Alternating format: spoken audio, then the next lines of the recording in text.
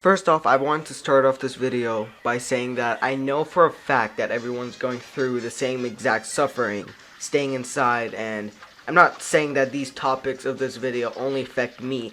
I'm only trying to explain my own experience staying inside for a long time and not coming outside every day or so, rather than every month, pretty much. So without further ado, let me explain to you a brief understanding of what my life has become, starting from morning until nighttime when I go to bed. Firstly, I wake up checking my phone for a couple of minutes, mostly checking for messages from teachers or anyone on Discord. I also check my social media for any comments that I might have not seen, or go on Twitter to see what's going on. After that, I go and eat breakfast or lunch because sometimes I wake up at 12. Then I go watch a couple of videos and then eat lunch depending on what time I woke up, as I said. Then after that, I try to go on my computer playing the same old boring games. And yes, I know I can buy more games, but none of them really interest me on Steam. And besides, I was already tired of playing the same games every day for 3 months. Playing the new ones doesn't really change the fact that it's just games. And, games get tiring after a while. Then finally, I go watch Scares or Keemstar for nightly YouTube news. Then eat dinner and go do stuff on my computer until around 3 to 4 a.m. And I go to sleep and do pretty much all of that again. Now that, for me, is the most terrible schedule I've ever had in my life, pretty much. Now you might say that I should make a schedule for myself, or try to get my life where it was before quarantine happened. And well, my answer to that is quarantine makes you really, really lazy. And I mean like really, really lazy. So trying to put up a schedule might not even work, even if I do it, because it might not be a good schedule. And besides, what else is there to do in your house? After a while, you get tired of staying in your room or outside of your house. It'll definitely get boring over time. And it definitely has for me.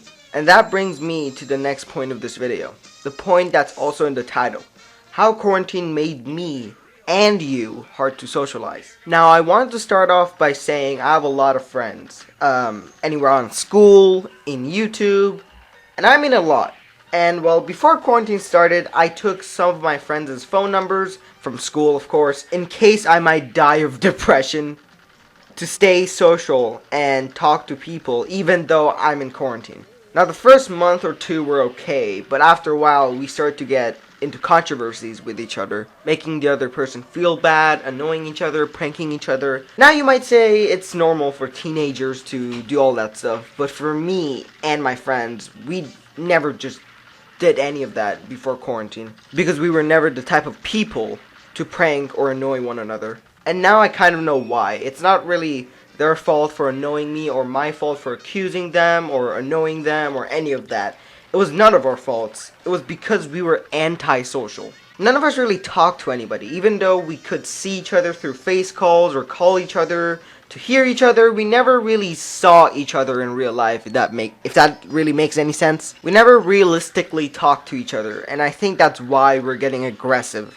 All of us wanted to be nice, but it was hard to because we haven't really talked to real people in the real world for a really long time. To our parents, sure, yeah, but that'll get really normal after a while since you already live with them, talk to them every day pretty much. So that doesn't really count anymore.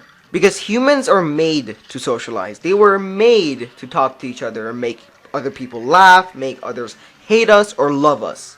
It's in our instincts ever since we found our place on Earth. And not doing that is literally like trying to imprison yourself. Just think about it. Like, you're probably sitting in your house right now, not talking to anybody and watching this video. That's almost what all prisoners are.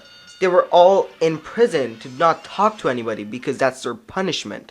Sure, they might have a cellmate or a guard to talk to sometimes, but as I said, talking with the same person over and over again is not socializing. Talking with new people, doesn't matter who they are, is socializing, not just talking with the same person over and over again. I've sadly recently just figured this out, by the way, and I'm pretty sure some of you might have already figured this out.